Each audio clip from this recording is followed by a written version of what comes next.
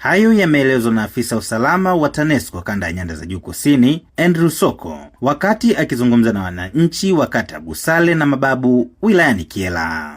Kwa taarifa utakayoitoa ambayo ni ya kweli, tutaifanyia kazi na kuthibitisha kwamba ni taarifa ya kweli. Asante yetu inakuwa ni pesa taslimu. Na pesa hiyo inaanzia shilingi 100,000 mpaka milioni.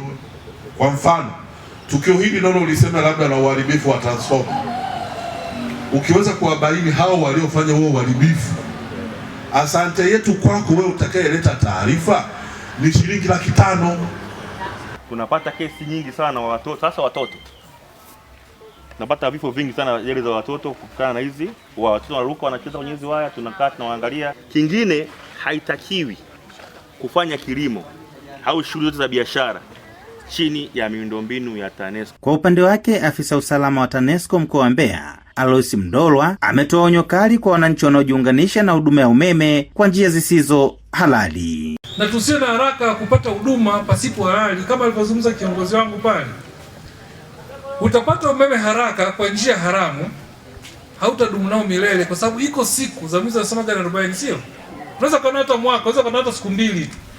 Na inawezekana hata yule fundi yule tukamkamata sehemu nyingine, tukamwambia tuonyeshe nyimbo zijao, akatuleta kwa gharama utakazopata. Jamani, hii kesi ya uhujumu uchumi, unahujumu miundombinu ya serikali. Ukifikishwa mahakamani ukakuta na hatia, kifungo chake sio chini ya miaka 7 mpaka 30.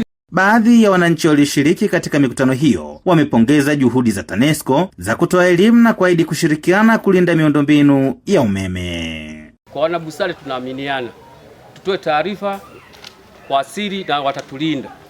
Haiwezekani mtu mmoja akavunja uchumi wa watu. Busale oye! Mimi nashukuru sana wageni, nashukuru sana kwa ujio wenu, nashukuru sana kwa elimu na tutaifanyia kazi. Transformer zilikuwa nzuri, zilikuwa na taa zinalinda. Sasa leo taa na transformer hazipo, ndio maana wataalamu wetu wale wa hivi, maana kuna giza pale, lakini ngine taa zinawaka hapa kwenye transformer zilikuwa zinalinda.